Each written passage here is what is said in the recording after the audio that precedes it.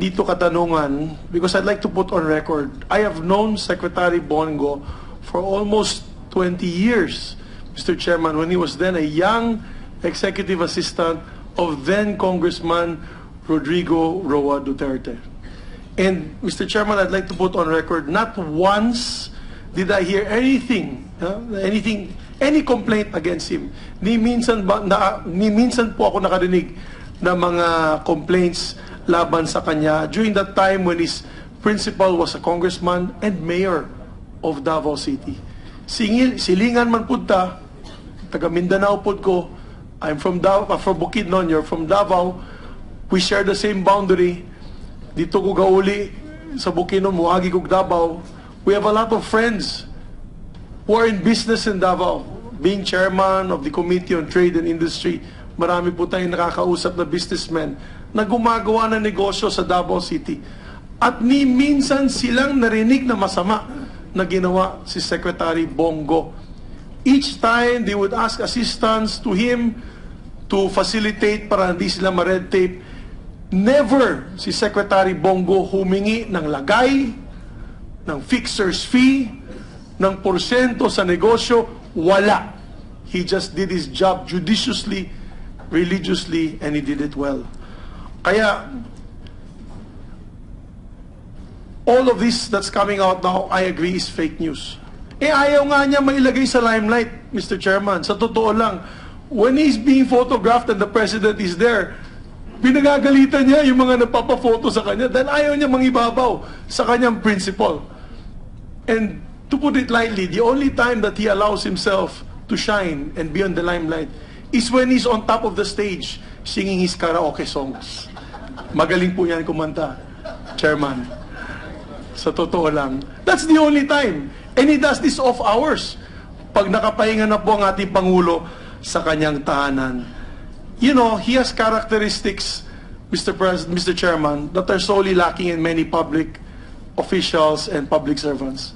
Loyalty, humility, and honesty.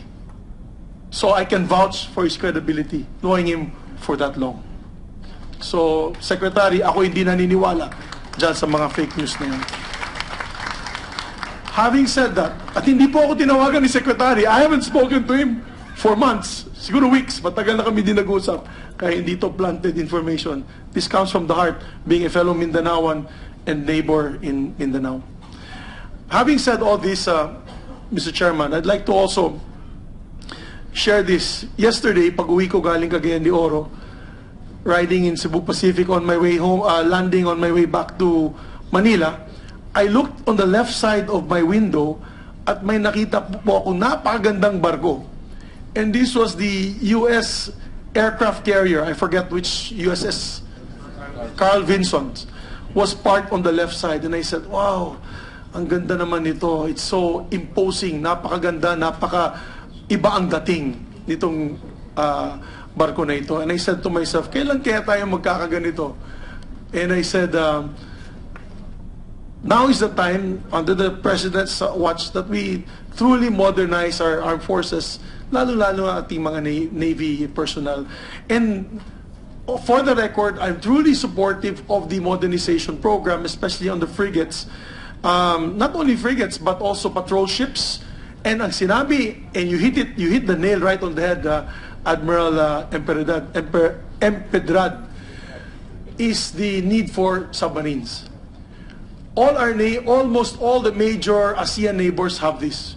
Thailand has submarines, Malaysia has submarines, Indonesia has submarines, even Vietnam has submarines. Tayo lang ang wala at napakalawak na ating coastline, and we're having external and internal threats. Tama po sinabi mo, itong pinakamahirap hanapin, itong mga submarines na ito. Even a diesel-run, battery-powered submarine coming from the modern suppliers is sufficient enough. And I think, alam po ni Secretary ito because he went to Russia, I believe President Putin even had mentioned to the President, because the President himself told us this in a dinner, na nag-offer po si President Putin sa atin ng submarine. I think we should take that offer. So my question actually is not on the men and women of the Navy and the Armed Forces because they only deserve the best. They deserve the best.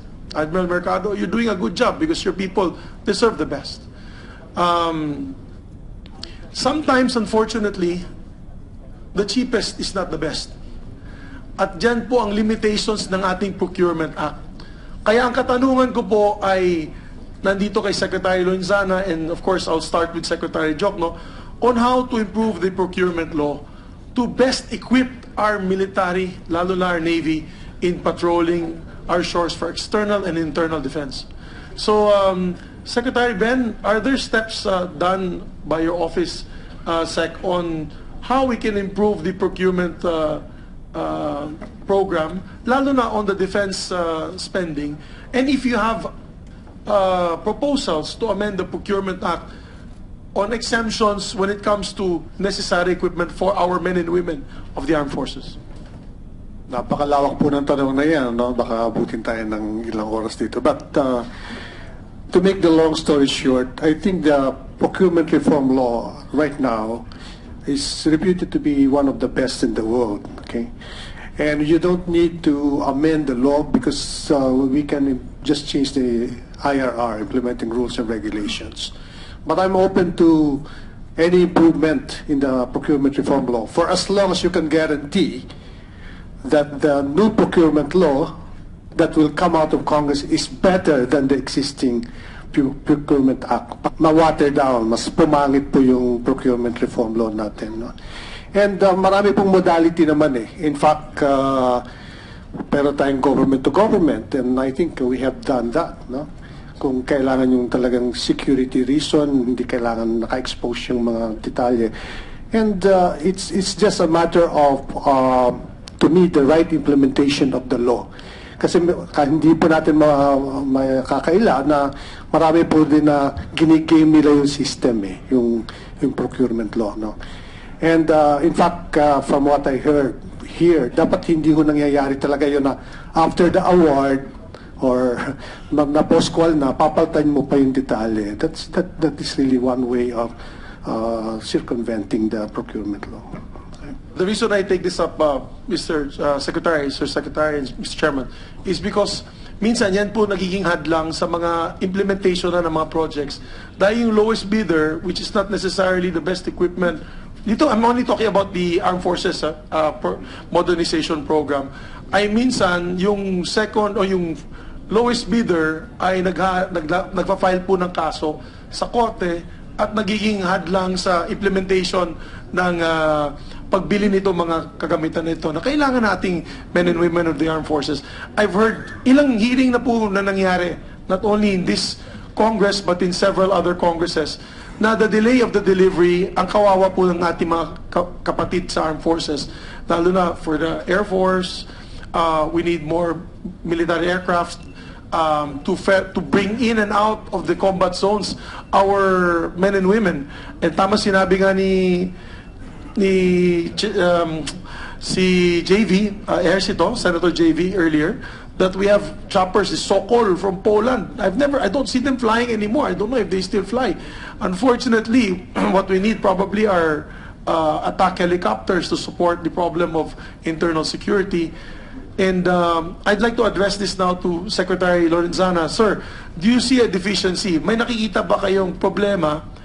Bilang, nandito po kami, bilang mamabatas, gusto namin papakinggan sa inyo kung paano pa natin mapatibay, no? Not water down, as Secretary Jokno said, but strengthen the Procurement Act, but allowing the best equipment for our armed forces. Do you see any problems now in your stint 2 years on as Department of National Defense? Mr. Chairman, Mr. Senator, ang nakikita lang namin dyan ay yung lowest bids na yan. Kailangan siguro, I don't know how to go about it kasi until that portions of the law is there, hindi tayo hindi ka establish ng brand na gusto mo. Kailangan specification lang. Tapos, pagka yung magbibid na yung mga proponents, for as long as they satisfy the minimum required, okay na sila. So, I don't know how you are going to go about it so that we can say na ito ang gusto namin maganda ito.